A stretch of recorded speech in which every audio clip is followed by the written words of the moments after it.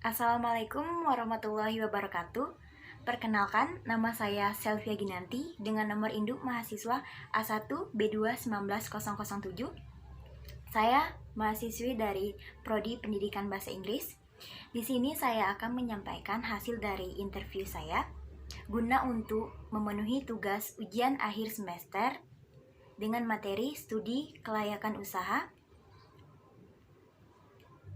mata kuliah Introduction to Entrepreneurship dengan dosen pengampu yaitu Ibu Dr. Rosmiati SPD MPD. Sebelumnya, maaf saya tidak bisa bertemu langsung dengan narasumber karena narasumber sedang pergi keluar kota. Jadi saya akan menyampaikan hasil dari interview saya. Pertama, saya akan menyampaikan mengenai profil usaha. Nama usaha yang dimiliki oleh narasumber yaitu usaha Bucin Thai Tea. Bucin Thai Tea adalah usaha yang bergerak di bidang minuman.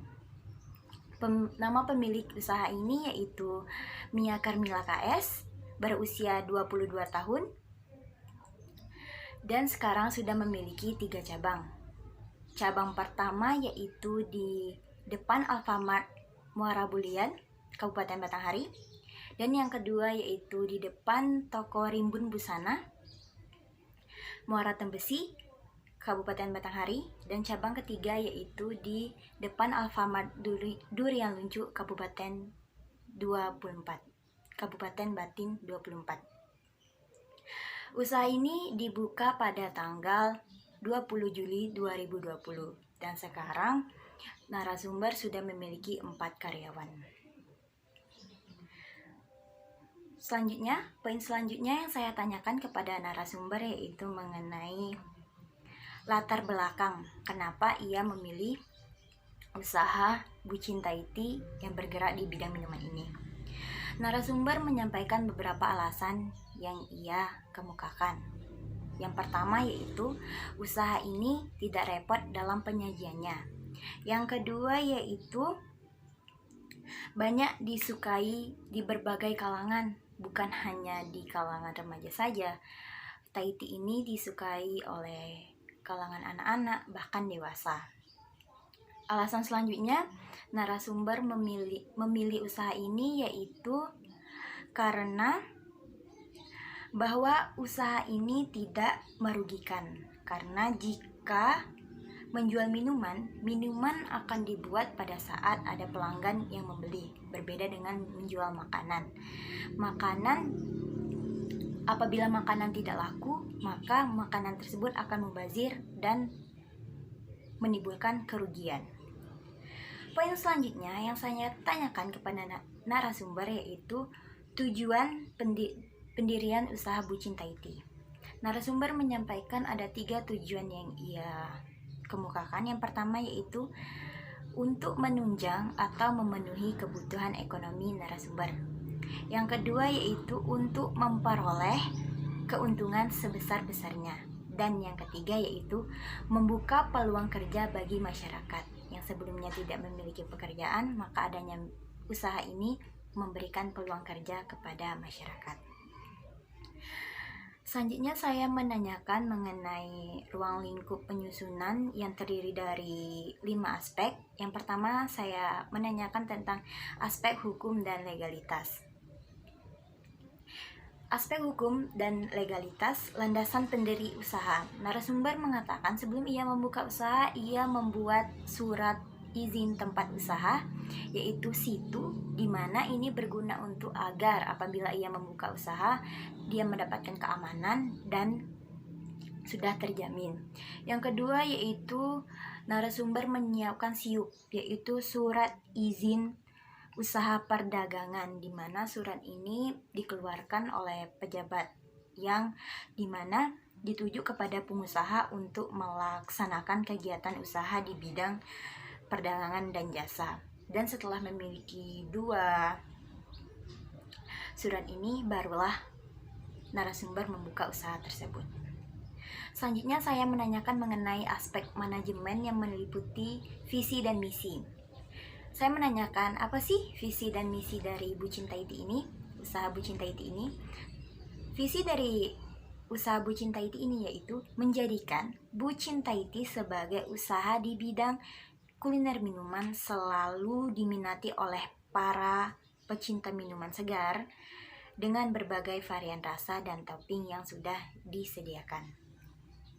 Selanjutnya, narasumber menyampaikan 3 misi, yaitu yang pertama, memberikan kepuasan kepada konsumen melalui cita rasa Bu Cinta Iti. Dan yang kedua yaitu memberikan pelayanan yang memuaskan kepada konsumen. Dan yang ketiga yaitu selalu mengevaluasi hasil usaha dengan menerima kritik dan saran dari konsumen. Poin selanjutnya yang saya tanyakan kepada narasumber yaitu bagaimana sih strategi yang ia terapkan dalam pemasaran usaha ini. Narasumber menyampaikan bahwa strategi yang ia lakukan yaitu dengan mengadakan promo, menawarkan promo yang diadakan setiap 2 minggu sekali. Promonya yaitu beli 2 Thai tea mendapat gratis 1. Di sini ia lakukan setiap hari Jumat, yang bertujuan untuk dia katakan bahwa selain mendapatkan keuntungan finansial, dia berharap mendapatkan keuntungan di bidang agamis, yaitu mendapatkan pahala selain berusaha sambil beribadah. Selain mendapatkan keuntungan finansial, juga mendapatkan pahala. Selanjutnya saya menanyakan tentang bagaimana sih seberapa banyak kebutuhan tenaga kerja yang ia perlukan dalam menjalankan usaha ini. Narasumber menyampaikan tidak terlalu banyak karyawan yang ia butuhkan dalam menjalankan usaha ini, karena usaha yang ia jalankan ini tergolong sederhana dan tidak terlalu banyak proses dalam penyajiannya, sehingga ia hanya memiliki 4 karyawan. Di cabang Muara Bulian dia memiliki 2 karyawan, cabang kedua di Muara Tembesi yang memiliki 1 karyawan saja, dan yang cabang ketiga dia memiliki 1 karyawan, sehingga dia hanya memiliki 4 karyawan saja. Selanjutnya saya menanyakan bagaimana sih balas jasa tenaga kerja.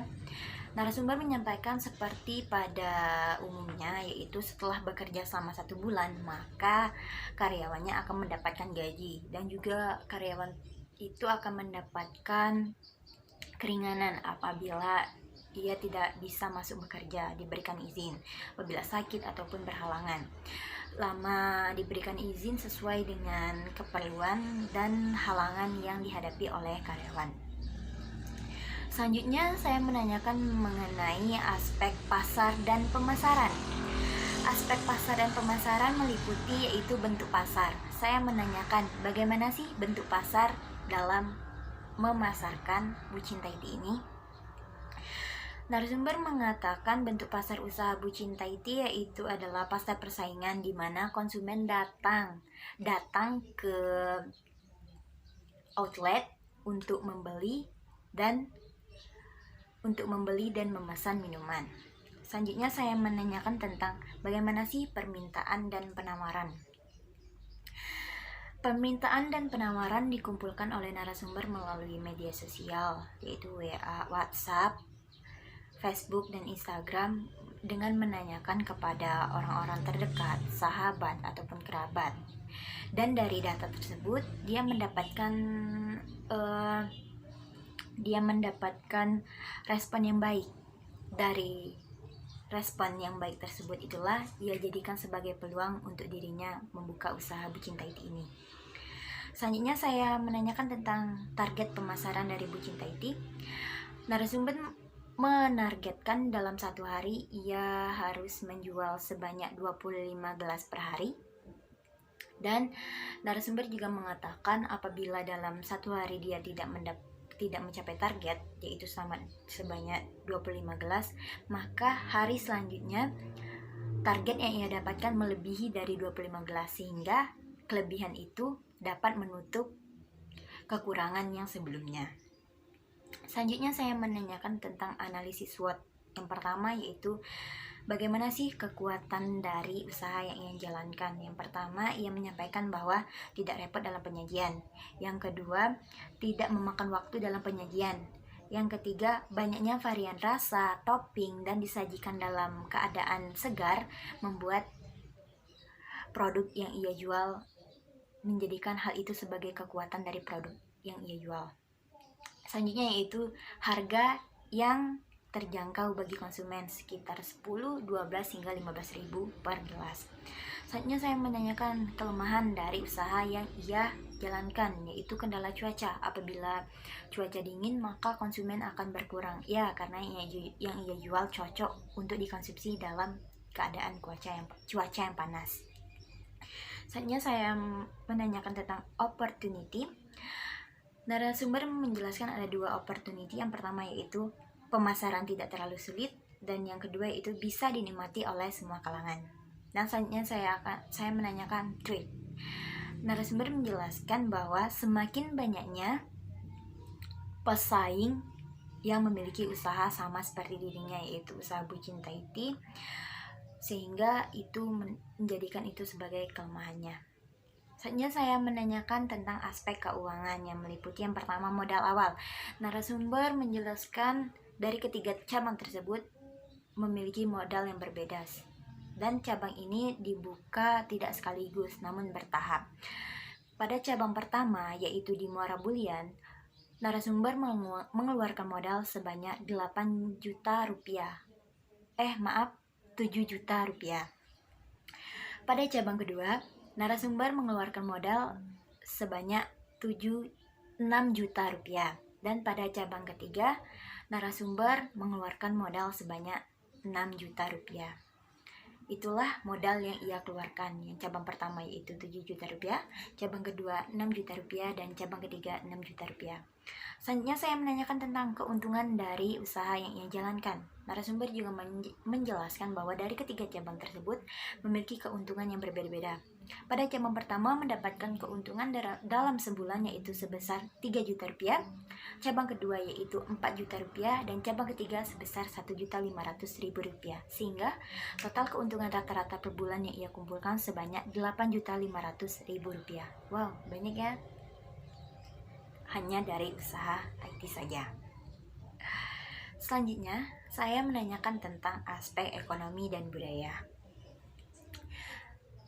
Dari hasil wawancara, dari segi aspek ekonomi, saya melihat bahwa dari usaha ini sangat memberikan efek. Karena yang pertama, dapat membantu perekonomian narasumber atau pemilik usaha.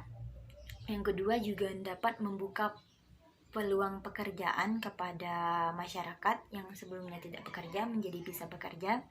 Dan ini terlihat bahwa bukan hanya ekonomi dari narasumber terpenuhi, dari masyarakat juga terpenuhi karena dapat memberikan peluang pekerjaan. Dan dari segi budaya, kita ketahui sendiri bahwa kita ada budaya itu saling tolong menolong. Dari sini kita lihat dengan adanya peluang pekerjaan dapat membantu seseorang yang sebelumnya belum mendapat pekerjaan sekarang sudah mendapat pekerjaan. Dan juga dari promo yang diadakan yaitu beli 2 gratis 1, yang tadinya hanya mendapatkan 2 dan diberi 1 lagi, dan itu merupakan salah satu budaya yang ada, yaitu dengan saling memberi.